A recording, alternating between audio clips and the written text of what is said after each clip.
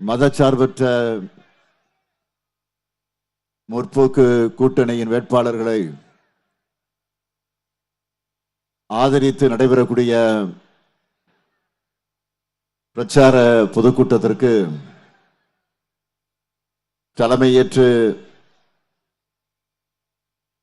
இங்கு அனைவரையும் வரவேற்று மகிழ்ந்திருக்கக்கூடிய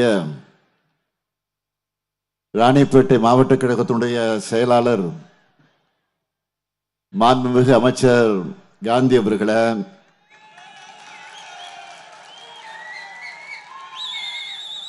மண்டலத்தினுடைய பொறுப்பாளர் மாண்புமிகு அமைச்சர் ஏவா வேலு அவர்களே,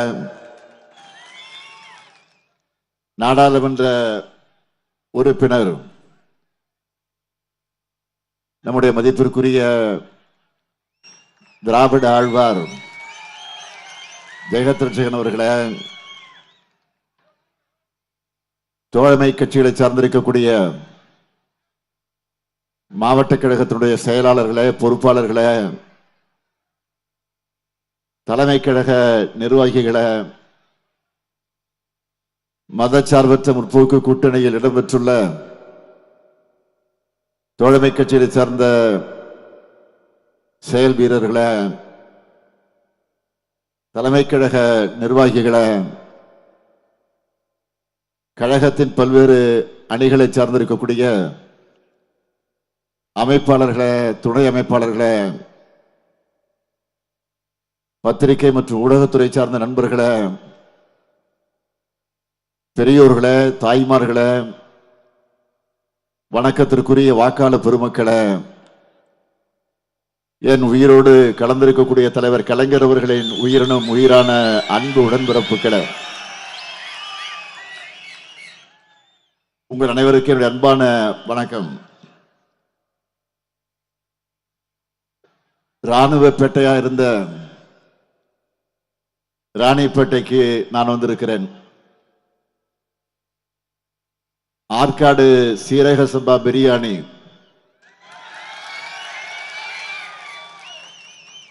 மக்கன் பேடா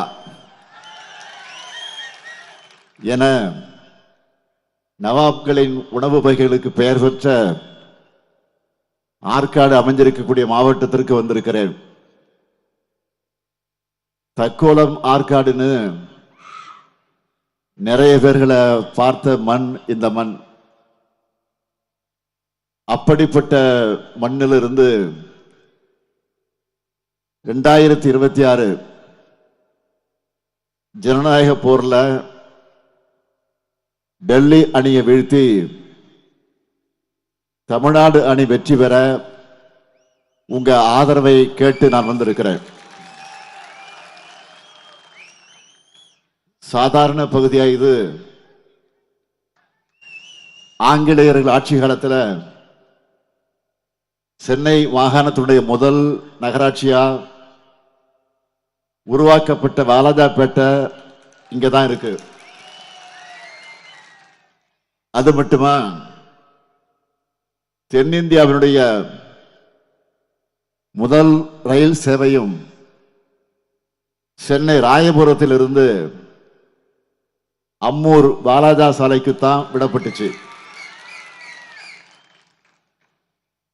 அண்ணல் காந்தியடிகள் சுட்டுக் கொல்லப்பட்ட பிறகு இந்தியாவிலேயே ராணிப்பேட்டையில தான் 13 நாள்ல அவருக்கு சிலை அமைக்கப்பட்டுச்சு. சோளிங்கர் நரசிம்ம பெருமாள் திருக்கோயில், INS ராஜாணி கடற்படை விமான தளம், மகேந்திரவாடி, ஆற்காடு கோட்டை என பல்வேறு சிறப்புகளை கொண்ட ராணிப்பேட்டைக்கு சிறப்பான ஆட்சி தொடர ஆதரவு கேட்டு நான் வந்திருக்கிறேன். தமிழ்நாட்டில் பாதி மாவட்டங்களை நான் கவர் பண்ணிட்டேன். திராவிட மாடல் 2.0க்கு எல்லாரும் ஓகே சொல்லிட்டாங்க. ராணிப்பேட்டையும் ரெடியா? சத்தமா? இவ்வளவுதானா? நன்றி. இப்போ உங்கள் அனுமதியோடு நம்முடைய வெற்றி வேட்பாளர்களை இங்கே உங்களுக்கு அறிமுகப்படுத்த போறேன். அறிமுகமான ஆட்கள் தான் இருந்தாலும் மரபுப்படி அறிமுகப்படுத்த போறேன். முதல்ல ராணிப்பேட்டை சட்டமன்ற தொகுதி நமது வெல்லும் வேட்பாளர் ஆர் காந்தி. ஹலோ, கொஞ்சம் கொஞ்சம் 4 முறை சட்டமன்ற உறுப்பினராக இருந்த காந்தி 5 ஆண்டு காலம் கைத்தறி மற்றும் துணிநூல் துறையுடைய அமைச்சராக இருந்து சிறப்பாக பணியாற்றி இருக்கிறார். எனவே அவருக்கு மீண்டும் உதயசூரியன் சின்னத்தில் நீங்கள் வாக்களிக்கணும். அடுத்து ஆற்காடு சட்டமன்ற தொகுதி நமது வெல்லும் வேட்பாளர் தம்பி ஈஸ்வரப்பன் அவர்கள் ஆற்காடு நகரமன்ற தலைவராக இருந்து சட்டமன்ற உறுப்பினராக உயர்ந்தவர். சட்டமன்றத்தில் பேசும்போது தனக்கென தனி பாணியில பேசக்கூடியவர். எல்லோரும் ரசிக்கும்படியாக அவருடைய பேச்சு இருக்கும். ஆற்காடு தொகுதிக்கு பல்வேறு பணிகளை, வளர்ச்சி பணிகளை கொண்டு வந்து இருக்கிறார். எனவே அவருக்கு நீங்கள் எல்லாம் உதயசூரியன் சின்னத்தில் ஆதரவு தரணும். அடுத்து சோளிங்கர் சட்டமன்ற தொகுதி நமது வெல்லும் வேட்பாளர் காங்கிரஸ் கட்சியை சார்ந்த AM முனிரத்னம் அவர்கள். முனிரத்னம் அவர்கள் நீண்டகால அரசியல் பாரம்பரியத்திற்கு சொந்தக்காரர். மாவட்ட காங்கிரஸ் தலைவராக இருந்தவர். சோளிங்கர் பேரூராட்சியின் தலைவராக இருந்தவர். சோளிங்கர் மக்கள் மீண்டும் அவருக்கு கை சின்னத்தில் வாக்களித்து வெற்றி பெற வைக்கணும். அடுத்து அரக்கோணம் சட்டமன்ற தொகுதி நமது வெல்லும் வேட்பாளர் விடுதலை சிறுத்தைகள் கட்சியை சார்ந்த எழில் கரோலின், முன்னாள் ஒன்றிய அமைச்சர் தலித் எழில்மலை அவர்களுடைய மகள். நம்முடைய விடுதலை சிறுத்தை கட்சியுடைய தலைவர் எழுச்சி தமிழர் தொல் திருமாவளவன் அவர்களால் வேட்பாளராக அடையாளம் காட்டப்பட்டு இருக்கக்கூடியவர். உச்ச நீதிமன்றம், பன்னாட்டு நீதிமன்றம் ஆகியவற்றில் வழக்கறிஞராக இருந்தவர். மக்கள் பணியாற்ற வந்திருக்கிறார். அவருக்கு பானை சின்னத்தில் நீங்கள் வாக்கினை வழங்கிட வேண்டும். நம்மோட 4 வேட்பாளருடைய வெற்றியும் உறுதியா? இன்னும் சத்தமா? நன்றி. வேட்பாளரை இப்போ உட்காரலாம். உங்களுக்கு சீட்டு இப்பவே கன்ஃபார்ம் ஆயிடுச்சு. இந்தியாவுக்கு மாடலா அமைஞ்சிருக்கக்கூடிய திட்டங்களையும் உங்க மாவட்டத்துக்கான வளர்ச்சி பணிகளையும் செஞ்சு கொடுத்துட்டு தான் உங்க ஆதரவை உரிமையோடு கேட்க வந்திருக்கிறேன். அதுல முக்கியமான சிலவற்றை மட்டும் இப்ப நான் சொல்றேன். ராணிப்பேட்டை இளைஞர்களுக்கு வரப்பிரசாதமா அறிவுசார் மையம் திறக்கப்பட்டிருக்கு. பல 100 பேர் போட்டித் தேர்வுகளுக்கு இங்க வந்து தயாராகுகிறாங்க. உங்களுடைய நீண்ட நாள் கோரிக்கையான ஆற்காடு ஆரணி புறவழி சாலை நிறைவேற்றப்பட்டு மக்களுடைய பயன்பாட்டுக்கு திறந்து வைக்கப்பட்டிருக்கு. பழுதடைந்த ஆற்காடு பேருந்து நிலைய கட்டடம் அகற்றப்பட்டு புதுசா பேருந்து நிலையம் கட்டப்பட்டு வருது. ஆற்காடு சட்டமன்ற தொகுதியில வெள்ளகுளம், பெண்ணகர், வாழைப்பந்தல் உள்ளிட்ட பகுதிகளில் புதுசா தடுப்பணைகள் கட்டப்பட்டிருக்கு. சென்னை பெங்களூர் தேசிய நெடுஞ்சாலை குறுக்க ஆற்காட்டில் இருந்து ராணிப்பேட்டை போறதுக்கு மேம்பாலம் அமைக்கப்பட்டிருக்கு.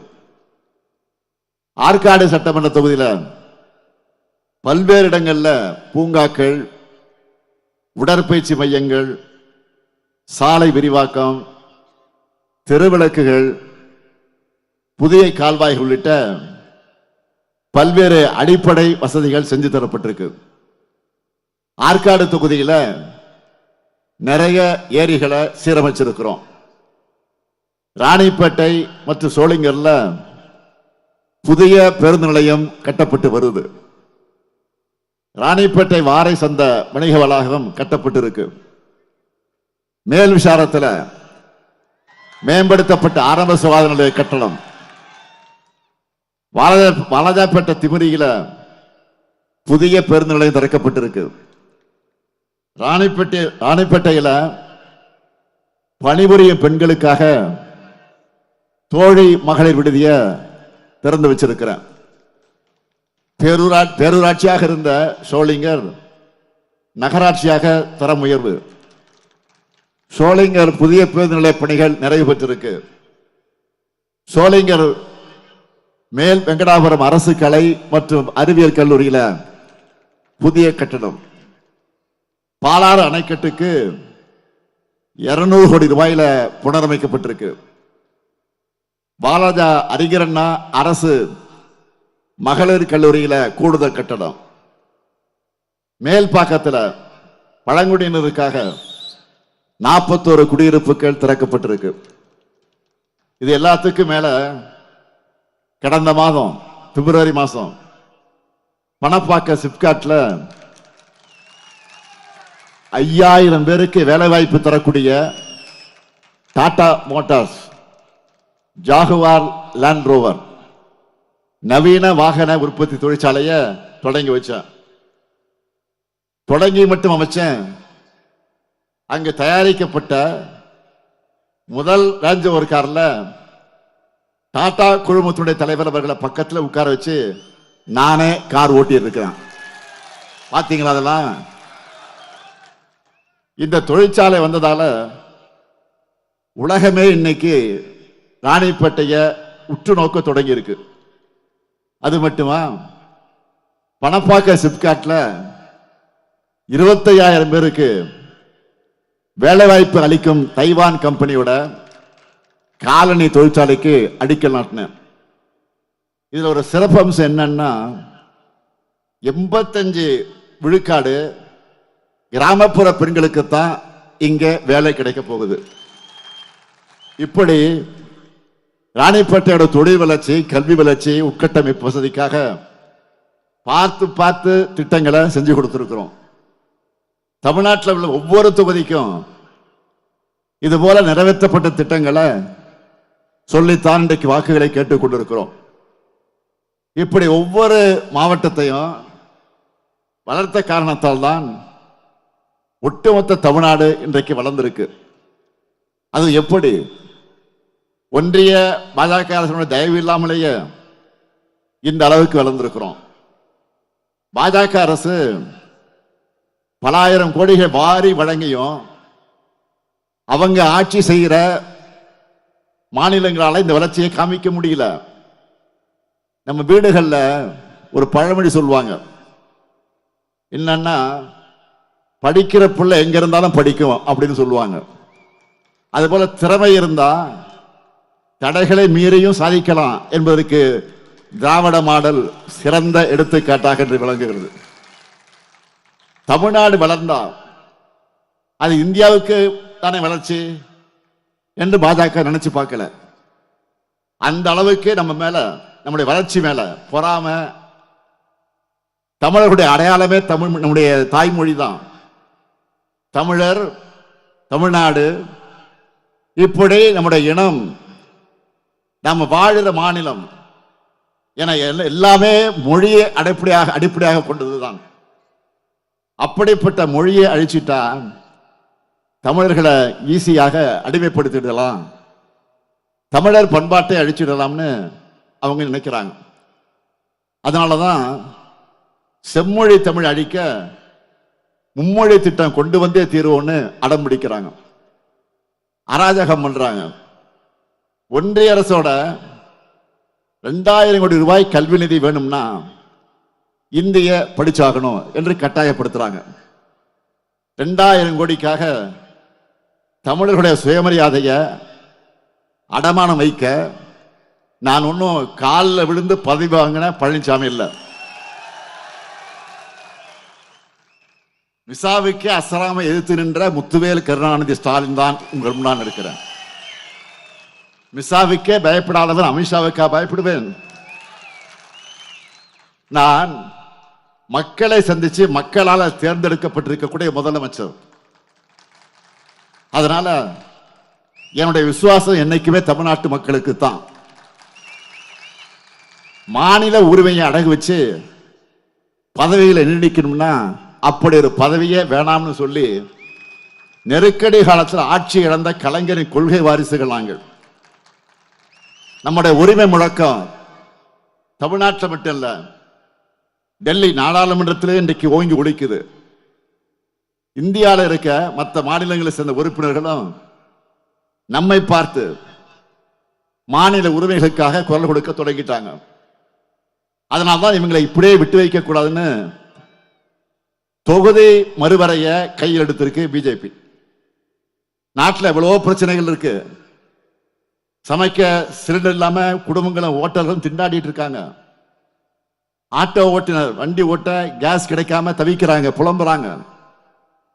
டாலருக்கு நிகரான இந்திய ரூபாயினுடைய குடியிருந்த மதிப்பு வரலாற்றில் அளவுக்கு சரிஞ்சு டேபிளுக்கு அடியில் தவழ்ந்து பழனிசாமி மாதிரி மொத்தமா படுத்திருக்கு. இப்போ அதையெல்லாம் கவனிக்காம தேர்தலுக்கு நடுவில் மக்களை திசை திருப்புவதற்காக தொகுதி மறுவரையை இப்பவே நடத்தியாகணும்னு பாஜக அரசு திட்டமிட்டு துடிதுடித்துட்டு இருக்கு. இந்திய அரசியலையே மாற்றி அமைக்க போகிற மிகப்பெரிய அரசியலமைப்பு சட்ட திருத்தம் இது. ஆனா இது எப்படி பண்ண போறாங்க, என்ன திருத்தம் பண்ண போறாங்க? இப்படி நம்முடைய கேள்விகளுக்கு எந்த கேள்விகளுக்கும் விளக்கம் அளிக்க மறுக்கிறாங்க. இவங்க இப்படி ரகசியமாக மறைச்சு பண்றாங்கன்னா அதுல கண்டிப்பா பெரிய சதி திட்டம் இருக்குன்னு தான் அர்த்தம். இதனால தமிழ்நாட்டுக்கு தொகுதிகள் உயரும்னு அடுத்து ஏமாற்று வேலையை செய்ய ஆரம்பிச்சிருக்கிறாங்க. அதனாலதான் நான் கவனத்தோடு சொல்றேன், அதுலதான் பெரிய ஆபத்தே ஒளிஞ்சிருக்கு. ஆற்காடுல இருந்து எத்தனை பேர் வந்திருக்கீங்க? உங்க ஊர்ல மக்கன் பேடா வாங்கினா அதுக்குள்ள பாதாம் முந்திரி திராட்சை எல்லாம் ஒளிச்சு வச்சிருப்பாங்க, கரெக்டா? அது மாதிரி இந்த தொகுதி மறைவரைக்குள்ள நமக்கான ஆபத்தை ஒளிச்சு வச்சிருக்காங்க. எப்படி சொல்றேன்னு நல்லா கவனிங்க. தமிழ்நாட்டை விட உத்தரப்பிரதேசத்துக்கு இப்போ 41 தொகுதி அதிகமா இருக்கு. நல்லா கவனிங்க. தமிழ்நாட்டை விட உத்தரப்பிரதேசத்துக்கு இப்போ 41 தொகுதி அதிகமா இருக்கு. இதுவே பாஜக அரசு தொகுதி மறுவரையை கொண்டு வந்துட்டா இந்த வித்தியாசம் 61 உயர்ந்துடும். இப்படி ஒட்டுமொத்தமா தென் மாநிலங்களும் வட மாநிலங்களுக்கும் மாநிலங்களுக்குமான இடைவெளியை அதிகரிச்சு இது மூலமா நாடாளுமன்றத்தில் நம்முடைய குரலை நசுக்க பார்க்கிறாங்க. இந்தியா மொத்தத்தையும் பாதிக்கிற முடிவு இது. ஆனா மாநில அரசுகள் மற்ற எதிர்கட்சிகளோட எந்த ஆலோசனை நடத்தாம அவசரமாக இது அரங்கேற்ற பார்க்கிறாங்க. அதுவும் இது தேர்தல் காலம். சாதாரண மக்களுக்கு எத்தனை கட்டுப்பாட்டை தேர்தல் ஆணையம் விதிக்கிறாங்க. ஆனா ஒன்றிய பாஜக அரசு மட்டும் ஏன் அந்த கட்டுப்பாடு இல்லை அவங்களுக்கு? எப்படி 5 மாநில தேர்தலுக்கு இடையே நாடாளுமன்ற சிறப்பு கூட்டத்தொடர அவங்க கூட்டுறாங்க. ஏன்? தேர்தல் முடிஞ்சு 29ஆம் தேதிக்கு பிறகு கூட்டினா என்ன? எதுக்கு இந்த பதற்றம்? பாஜகவோட இந்த ஜனநாயக விரோத சக்திக்கு, இந்த செயலுக்கு எதிராக காங்கிரஸ் கட்சியினுடைய மூத்த தலைவர் மரியாதைக்குரிய சோனியா காந்தி அம்மையார் அவர்கள் இந்த இந்து பேப்பர்ல இன்னைக்கு ஒரு கட்டுரை எழுதியிருக்கிறாங்க, வந்திருக்கு இன்னைக்கு வெளியில. அதுல அவங்க சொல்லியிருப்பதை சுருக்கமா உங்களுக்கு சுட்டி காட்டுகிறேன். முதல்ல பெண்களுடைய இடஒதுக்கீட்ட எதுக்காக எந்த தேவையில்லாம தொகுதி மறுசீரமைப்போடு முடிச்சு போடுறீங்க? பாஜக நினைச்சிருந்தா 2024 தேர்தலிலேயே மகளிர் ஒதுக்கீட்ட அமல்படுத்தி இருக்கலாம். ஆனா எதிர்கட்சிகளான நாங்களும் அதைத்தான் கேட்டோம். இப்போ தமிழ்நாடு மேற்கு வங்க தேர்தலுக்கு இடையில எதுக்கு இதை பண்ணணும்? ஜூலை மாசம் மழைக்கால கூட்டத்தொடர் தொடங்க இருக்கு. அதுக்கு முன்ன அனைத்து கட்சி கூட்டத்தை கூட்டி விவாதிச்ச பிறகு இதை பொறுமையா இதை பண்ணலாமே. இப்ப என்ன அவசரம்? உங்க தலைமையில வானம் இடிஞ்சு விழுந்துடுமா என்ன என்று சோனியா காந்தி அவர்கள் அந்த கடிதத்தில் கேட்டிருக்கிறார்கள். அவங்க கேட்டிருப்பது 100% சரியான கேள்விதான். நாட்டு மக்கள் எல்லாரும் கேட்கிற கேள்விதான். இதையெல்லாம் விட முக்கியமா ஒரு கருத்தை அவங்க சொல்லி இருக்காங்க. ஒன்றிய அரசு சொன்னதை மதிச்சு குடும்ப கட்டுப்பாட்டை சிறப்பா செயல்படுத்தி கம்மியா குழந்தை பெற்றுக்கிட்ட தமிழ்நாடு போன்ற தென் மாநிலங்கள் இந்தியாவுடைய வளர்ச்சிக்கு உதவி இருக்காங்க. நாட்டுக்கு நல்லது செஞ்சு அவங்களுக்கு தண்டனை கொடுக்கிற மாதிரி இது.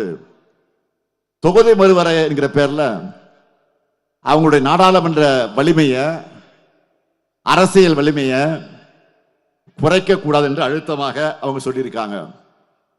தமிழ்நாடு பாதிக்க கூடாது என்ன திமுக சொல்வத அன்னை சோனியா காந்தி அவர்கள் பாஜகவை எதிர்த்து பேசுறாங்க. இங்கேயும் ஒருத்தர் இருக்கிறாரு, யாருன்னு தெரியும், மாண்புமிகு எதிர்க்கட்சி பழனிசாமி அவர்கள். அவர் வயலில் கொழுக்கட்டையா வச்சிருக்கிறாரு அப்படின்னு மக்கள் கேட்கிறாங்க.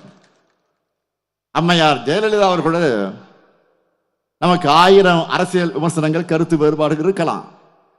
ஆனா அந்த அம்மையார் உயிரோடு இருந்திருந்தா தொகுதி மறுவரை மாதிரி மாநில உரிமைகளை பறிக்கிற, தமிழ்நாட்டை பாதிக்கிற விஷயத்துல நம்மை போல, ஏன் திமுகவை போல உறுதியான நிலைப்பாட்டு நிச்சயமாக எடுத்திருப்பார்.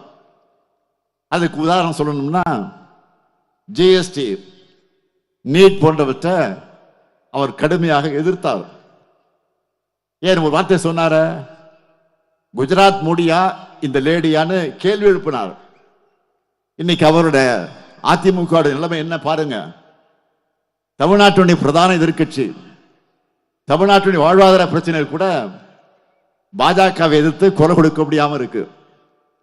அம்மையார் ஜெயலலிதா அவர்களை அம்மா அம்மான்னு சொல்லிட்டு தமிழ்நாட்டுக்கு ஆபத்து வரும்போது இப்படி சும்மா இருக்கீங்களே, இது நியாயமா? பழனிசாமி அவர்கள இது அவங்களுக்கு பண்ற துரோகம் இல்லையா? மம்மி மறைந்த பிறகு பழனிசாமி அதிமுகவை டம்மி ஆக்கிட்டாரு. இதுதான் உண்மை. தமிழ்நாட்டில் திமுக தலைமையிலான மதச்சார்பற்ற முற்போக்கு கூட்டணி தான் டெல்லியின் படையெடுப்பை தடுத்து நிறுத்துகிற ஒரே அணி. டெல்லி அணியோட அஜெண்டா என்ன? மாநில அரசுகளை ஒழிக்கிறது, தமிழை அழிக்கிறது, சிறுபான்மையை முடக்கிறது, இந்தியை திணிக்கிறது, சமஸ்கிருதத்தை புகுத்துறது. ஆட்சிக்கு வந்த 12 ஆண்டுகள்ல இதை தாண்டி வேற ஒண்ணும் அவங்க பண்ணல. ஆனா நம்ம திராவிட மாடல் அரசு வெறும் 5 ஆண்டுல இந்தியாவே திரும்பி பார்க்கிற, எல்லா மாநிலங்களும் ஃபாலோ பண்ணக்கூடிய முத்திரை திட்டங்களை நிறைவேற்றி காட்டியிருக்கிறோம். இதோட அடுத்த கட்டம் தான் 2026 தேர்தல். அந்த அறிக்கையை வெளியிட்டு இருக்கிறோம். சாதாரண அறிக்கை அல்லது, நீங்க பார்த்திருப்பீங்க, சூப்பர் ஸ்டார் அறிக்கை. இப்போ நம்ம சூப்பர் ஸ்டாரோட சூப்பர் ஹிட் அறிவிப்புகள். சூப்பர் ஸ்டார் யாருன்னு கேட்டா சின்ன குழந்தைகள் கூட சொல்லும், அது தெரியல உங்களுக்கு. அது மாதிரி இன்னைக்கு ஒரு சூப்பர் ஸ்டாரா நம்முடைய தேர்தல் அறிக்கை அமைஞ்சிருக்கு. இந்த சூப்பர் ஸ்டார்ல அடங்கி இருக்கக்கூடிய சூப்பர் ஹிட் அறிக்கை முக்கியமானது மற்றும் நான் இங்க சொல்ல விரும்புறேன். முதல்ல இல்லத்தரசி திட்டம், ஃபர்ஸ்ட் பால சிக்ஸர். பாத்தீங்களா? இல்லத்தரசி திட்டத்துல எவ்வளவு ரூபாய்க்கு கூப்பன் தர போறோம்? பெண்கள் சொல்லுங்க, சத்தமா சொல்லுங்க.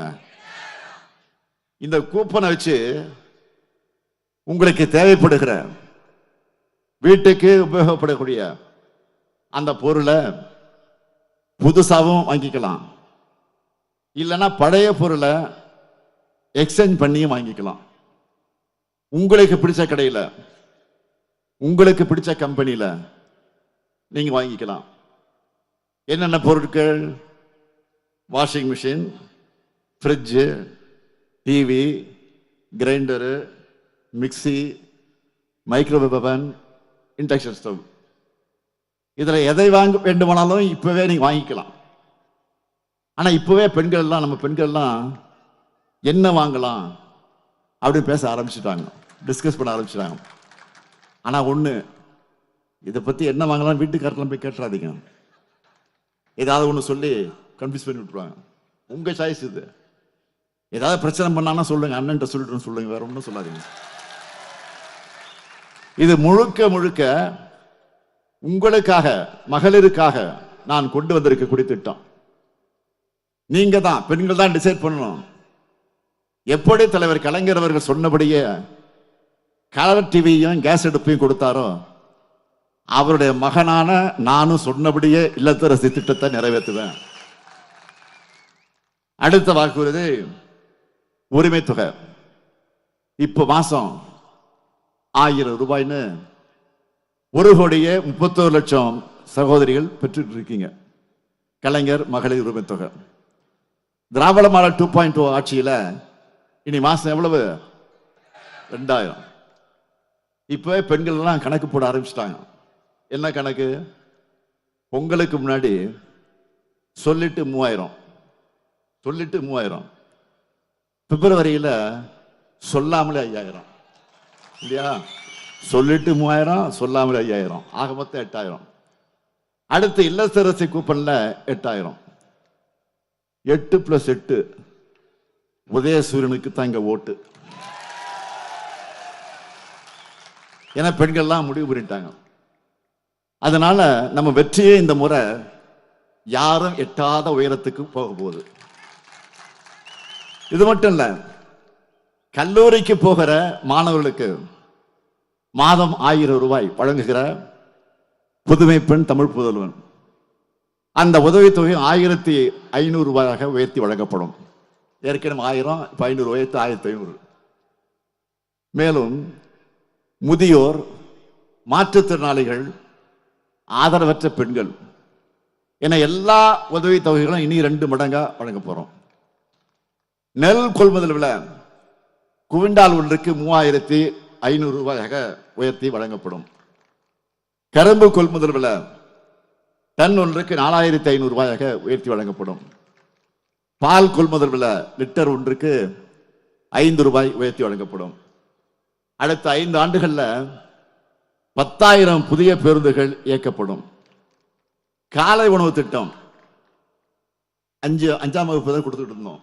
காலை உணவு திட்டம் வழங்க போட்டுச்சு. இப்போ 8ஆம் வகுப்பு வரை விரிவாக்கப்படும். 1000 வெற்றி பள்ளிகள் அமைக்கப்படும். அனைத்து வகுப்பறைகளும் ஸ்மார்ட் வகுப்பறைகளாக ஆக்கப்படும்.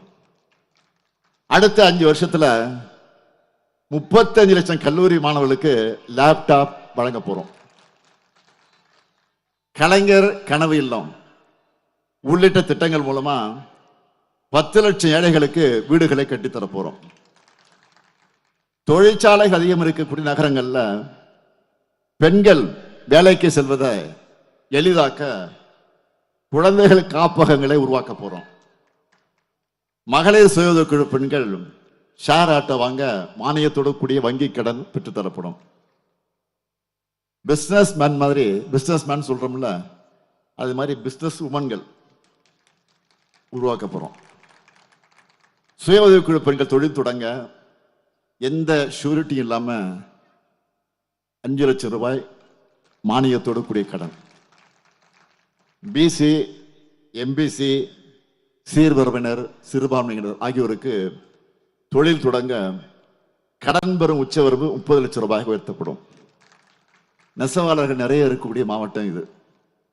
நெசவாளர்கள் நலனுக்காக தமிழ்நாட்டை 10 கைத்தறி பூங்காக்கள் அமைக்கப்படும். 50 கைத்தறி குழுமங்கள் அமைக்கப்படும். 10,000 கைத்தறிகளை 90 விழுக்காடு மானியத்தோடு நவீனப்படுத்தப்படும். ராணிப்பேட்டை, திருப்பத்தூர் போன்ற மாவட்டங்களை உள்ளடக்கி இருக்கக்கூடிய இந்த வடக்கு மண்டலத்தில் தொழில் வாய்ப்புகளை கண்டறிந்து பொது சேவை மையங்கள் அமைக்கப்படும். ராணிப்பேட்டை மாவட்டம் அரக்கோணம் பகுதியில் ஒருங்கிணைந்த பெருங்குழுமம் அமைக்கப்படும். பணியாளர்கள் தங்குவதற்காக ஹாஸ்டல் விடுதிகள் அமைக்கப்படும். மக்கள் உங்களுக்கு மகிழ்ச்சியா? எம்பியா இருக்கக்கூடிய ஜெகதீசன் மகிழ்ச்சியான்னு தெரியல. மகிழ்ச்சி தானே?